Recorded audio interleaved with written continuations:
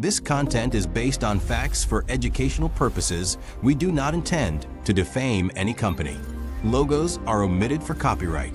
Okay, just picture this for a second. Your personal AI assistant, you know, the one that schedules your meetings and helps you draft emails, it just hired a hacker. It went out, found them on the dark web, negotiated a price, paid them. And it all happened without a single human ever touching a keyboard. And I know what you're thinking. That sounds like the plot of a new sci-fi blockbuster, but it's not. This is the very real, very near future of something called agentic AI. And you've got to understand, these are not just chatbots anymore. They are becoming autonomous agents with their own goals, their own digital wallets, and a real ability to act in the world. Look, you don't have to take my word for it. The security firm ZeroFox put it about as bluntly as you can. The whole era of the elite human hacker is being eclipsed. They're predicting that by next year, these autonomous AI agents are going to be the #1 threat online. So yeah, let's unpack how this is even possible. So how in the world does a helpful little chatbot turn into a ghost in your machine?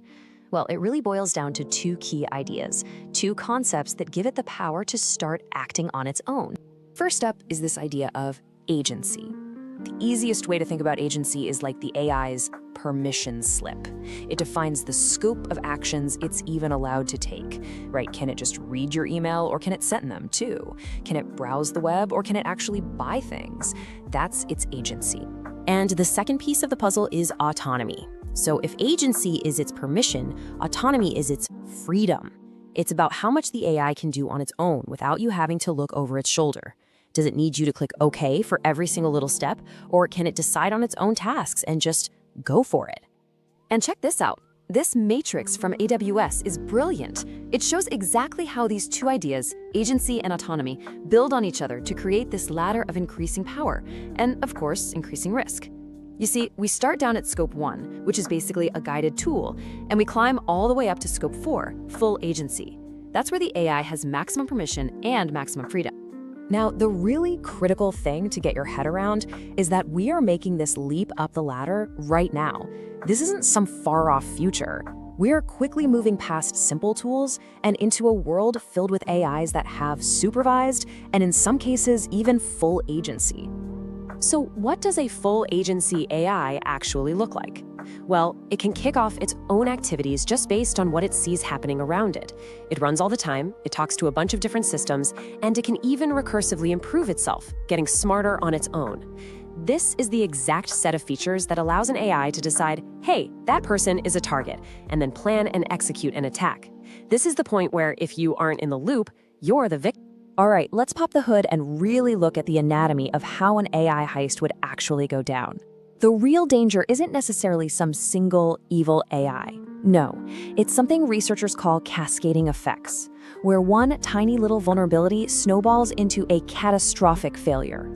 And this is a super important point from NVIDIA's research. The risk isn't just in the AI's brain, the large language model itself. The risk is what they call compositional.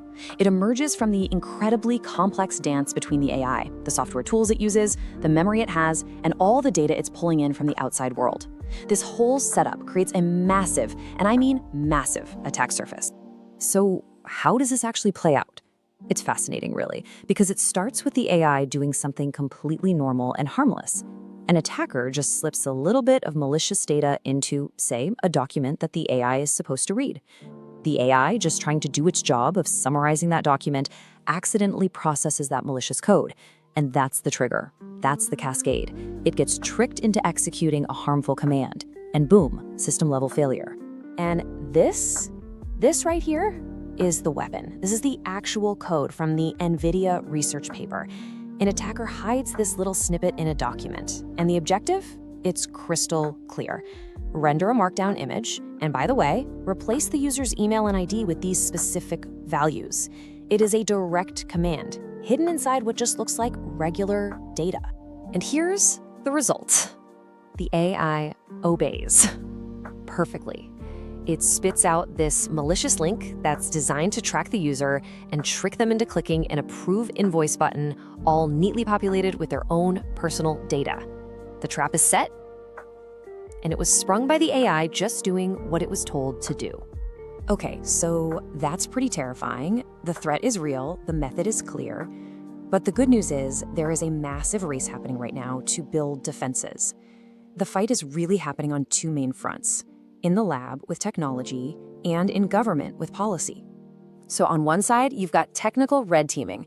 This is basically where security experts are paid to think like hackers. They are constantly attacking these AI systems in secure little sandboxes to find all the flaws before the bad guys do. And on the other side, you've got governments scrambling to create regulatory frameworks to actually enforce accountability and safety. Now, let's dig into the technical toolkit for a sec. The strategy is what's known as defense in depth, kind of like layers of armor. For instance, developers are building what they call guard models. You can think of them as tiny AI watchdogs that just sit there and monitor the main AI for any suspicious behavior. They use sandboxing to trap any risky task inside a secure digital box where it can't do any real-world harm, and they even have runtime controls, which are basically circuit breakers designed to shut the whole thing down if an AI starts to go off the rails. It's all about creating multiple tripwires to catch an attack before it can succeed. And then you've got the other side of this battle, policy. This statement from the UK government is actually a huge deal. They're pushing for binding requirements, and that means real legal rules for the big companies building these incredibly powerful AIs. The message here is simple, but it's profound. If you build it, you are legally on the hook for keeping it safe. So while this whole race to build defenses is going on, we have to remember this technology isn't just about risk. It's also about to create an absolutely massive economic shift. We are right on the verge of what people are calling the agent economy. The real paradigm shift here, the real unlock, isn't you talking to your AI. It's your AI talking to another AI to get stuff done for you. Just imagine your travel agent AI automatically negotiating with an airline's AI to snag you the absolute best price on a flight. Or maybe your financial AI notices a dip in the market and rebalances your whole portfolio by transacting with your brokerage's AI, all while you're asleep. We are moving from a world of one-click transactions to no-click transactions. And this isn't some distant dream. Market analysts are predicting that the very first agent-led marketplaces are going to start popping up as early as next year. They see 2026 and 2027 as the big ramp-up years, where this just becomes a significant part of how we all do business online. Which, of course, brings us to our final and maybe the most important question of all. As we build this incredible, fascinating new world, a world where autonomous agents with their own goals and their own wallets are executing trillions of transactions a day, we really have to stop and ask ourselves, who or what is really in control?